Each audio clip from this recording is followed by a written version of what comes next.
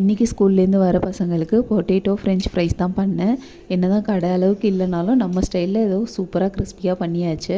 அந்த பசங்களுக்கு அப்படி என்ன தான் அதில் டேஸ்ட் இருக்குதுன்னு தெரியல. ஃப்ரெஞ்ச் ஃப்ரைஸ்னால் அப்படி சாப்பிட்றாங்க. சரி நம்ம வீட்லேயே ஹெல்த்தியாக பண்ணி கொடுத்துர்லான்னு சொல்லிவிட்டு 2 உருளைக்கிழங்கு எடுத்து நல்லா வாஷ் பண்ணிவிட்டு ஸ்கின்னை ரிமூவ் பண்ணிவிட்டு அதை அந்த ஷேப்புக்கு கட் பண்ணிவிட்டு நல்லா வாஷ் பண்ணிட்டு கொஞ்சம் உப்பு போட்டு மஞ்சத்தூள் மிளகாத்தூள்லாம் போட்டு குலுக்கி வச்சாச்சு. அப்புறம் கொஞ்ச நேரம் கழித்து கார்ன்ஃப்ளவர் மாவு அதையும் அது கூட போட்டுட்டு நல்லா மிக்ஸ் பண்ணி வச்சுட்டேன்.